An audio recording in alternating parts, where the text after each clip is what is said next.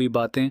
आज हम कृष्ण जन्माष्टमी को झूला सजाने, माखन मिश्री चढ़ाने, रात को 12 बजे आरती करने और दही हांडी फोड़ने तक सीमित मानते हैं। लेकिन अगर आप प्राचीन ग्रंथों और पुरानी गुरु शिष्य परंपरा में जाएं तो पता चलता है कि जन्माष्टमी केवल जन्म दिवस नहीं है, यह धर्म और अधर्म के संघर्ष की स्मृति और चेतावनी है। पुराणों में बताया गया है कि जिस रात कृष्ण का जन्म हुआ वह केवल देवकी वसुदेव के परिवार के लिए ही नहीं बल्कि पूरे ब्रह्मांड के लिए संधि क्षण था। उस रात धरती ने स्वर्ग और पाताल दोनों से सहायता मांगी थी। यही कारण है कि जन्माष्टमी पर रात भर जागरण होता है। यह प्रतीक है कि जैसे उस रात कोई सोया नहीं, वैसे ही हमें धर्म की रक्षा के लिए सदैव सजग रहना चाहिए। पुरानी परंपरा में जन्माष्टमी पर केवल कृष्ण का जन्म नहीं मनाया जाता था, बल्कि इसे विश्व की पुनः स्थापना का पर्व माना जाता था।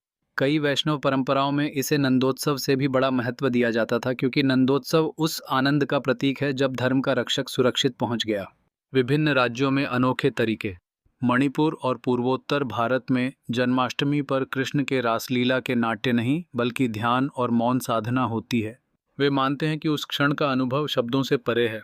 ओडिशा के जगन्नाथ मंदिर में जन्माष्टमी के दिन विशेष 18 भोग चढ़ाया जाता है, जो कृष्ण के 18 अध्यायों वाले गीता ज्ञान से जुड़ा है। गुजरात में द्वारका में जन्माष्टमी पर समुद्र के किनारे दीपदान किया जाता है, जो संकेत है कि कृष्ण का प्रकाश हर अंधकार को मिटाता है। दक्षिण भारत में लोग अपने घर के आंगन में छोटे छोटे पैरों के निशान बनाते हैं जो रसोई तक जाते हैं। यह सिर्फ सजावट नहीं बल्कि एक गुप्त धार्मिक संकेत है कि ईश्वर का पहला कदम आपके अन्न और परिवार की ओर होना चाहिए। असली उद्देश्य सिर्फ पूजा या